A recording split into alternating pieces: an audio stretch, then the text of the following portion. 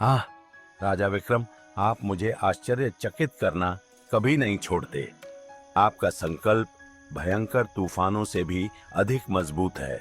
लेकिन एक बार फिर मुझे आपको एक कहानी बतानी होगी, एक ऐसी कहानी जो हमेशा की तरह आपके ज्ञान की परीक्षा लेगी।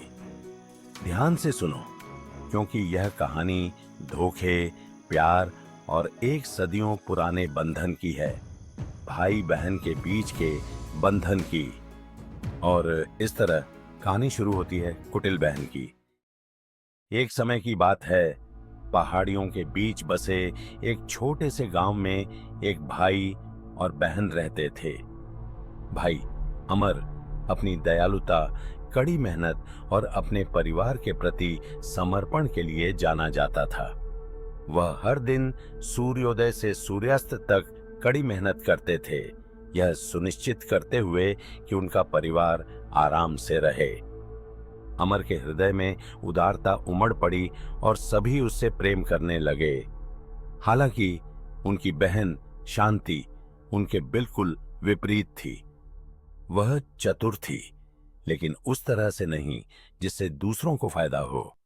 एक दिन अमर की सफलता ने शहर के धनी व्यापारियों का ध्यान आकर्षित करना शुरू कर दिया।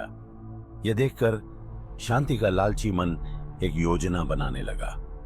उसने सोचा, अमर को सारी संपत्ति और प्रशंसा का आनंद क्यों लेना चाहिए? मैं उसकी बहन हूँ, मैं उससे कहीं अधिक योग्य हूँ। शांति आंखों में आंसू लेकर अमर के पास पहुंची। भाई, मैं हमारे भविष्य को लेकर बहुत चिंतित हूँ। आप इतनी मेहनत करते हैं, लेकिन अगर आपको कुछ हो गया तो क्या होगा? हमें अपनी संपत्ति को लंबी अवधि के लिए सुरक्षित रखने की जरूरत है। मेरे पास एक विचार है, क्यों न हम अपना सब कुछ एक नए व्यवसाय में निवेश कर दें? साथ मिलकर हम पहले से कहीं अधिक अमीर बन सकते हैं। अमर ने अपनी बहन पर आंख मूंदकर भरोसा करते हुए सहमति दे दी। आखिरकार वह परिवार थी और परिवार हमेशा एक दूसरे के लिए सर्वश्रेष्ठ चाहता है, या ऐसा उसने सोचा। उन्होंने अपनी सारी कमाई ले ली और व्यवसाय में निवेश कर दिया। लेकिन अमर को क्या पता था, शांति ने गुप्त रूप से सब कुछ अपने नियंत्रण में लेने की साजिश रची थी।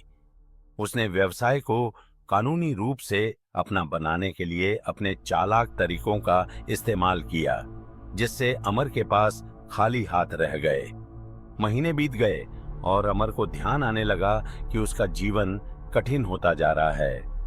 एक समय के उदार संसाधन धीरे धीरे खत्म होते जा रहे थे।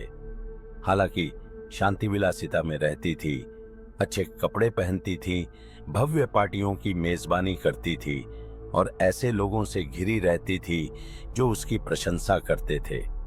शांति, मैं तुम्हें फलता फूलता देख रहा हूँ, लेकिन व्यवसाय के मुनाफे में मेरा हिस्सा आना क्यों बंद हो गया है? हमने इसे एक साथ शुरू किया था, है ना? ओ प्रिय भाई, व्यवसाय उम्मीद के मुताबिक अच्छा प्रदर्शन नहीं कर रहा है।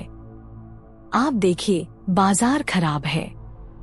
लेकिन चिंता मत करो, मैं सब संभाल लूंगी। तुम आराम से रहो, मैं तुम्हारा ख्याल रखूंगी। हालांकि अमर निराश था, फिर भी उसने अपनी बहन पर भरोसा किया। लेकिन शांति का झूठ बढ़ता ही गया। उसकी पीठ पीछे उसने सारी संपत्ति अपने नाम कर ली थी। वह अपनी नई मिली दौलत का आनंद ले रही थी, जबकि अमर गुजारा करने के लिए संघर्ष कर रहा था। एक दिन एक बुद्धिमान बूढ़ा व्यक्ति गांव में आया। उसने अमर के पतन की कहानियां सुनी थीं और वह इस बात को लेकर उत्सुक था कि एक समय संपन्न व्यक्ति के साथ क्या हुआ था।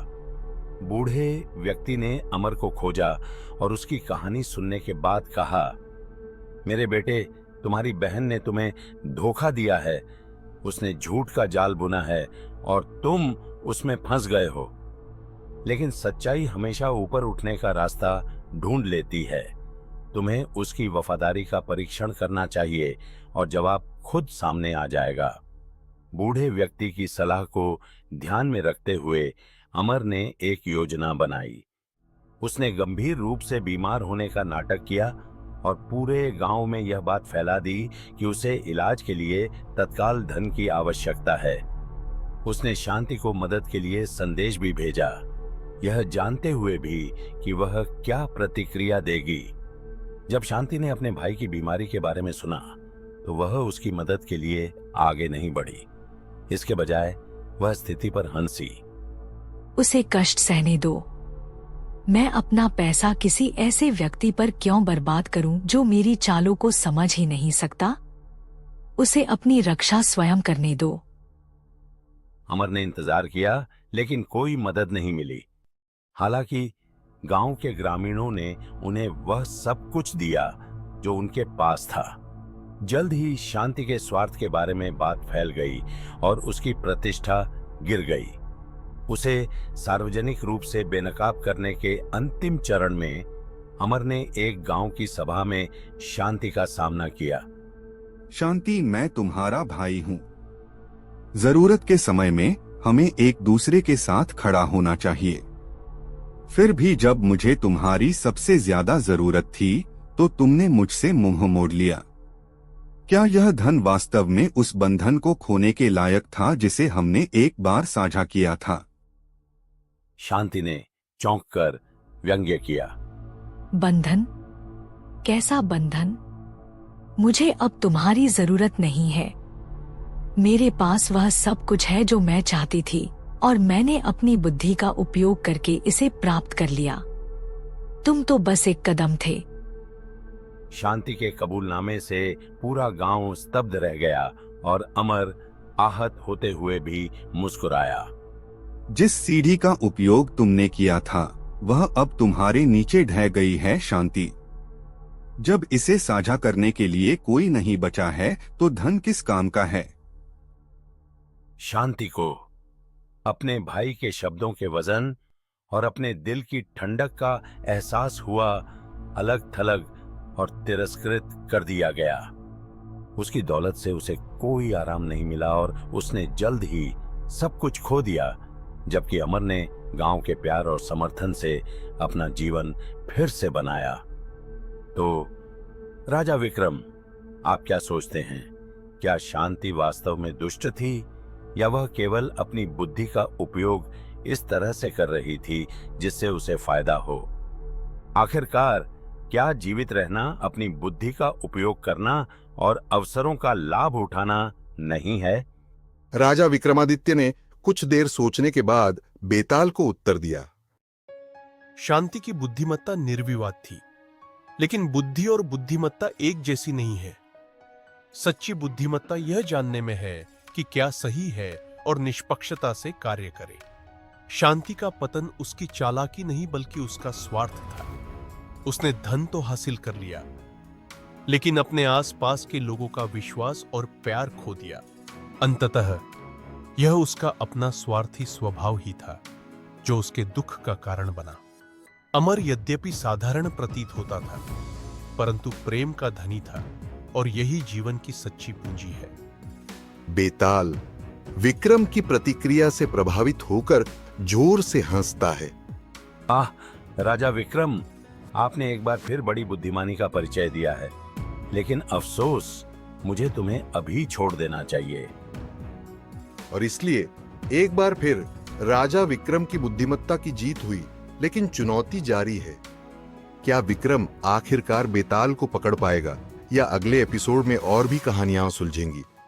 एपिसोड 4 में जाने ईर्ष्यालु विद्वान, जिसका प्रीमियर अगले रविवार सुबह 10 बजे होगा। तो दोस्तों, हमें उम्मीद है कि आपको कुटिल बहन का एपिसोड पसंद आया होगा। लाइक, शेयर और सब्सक्राइब करना ना भूलें और हम आपसे अगले रविवार को मिलेंगे।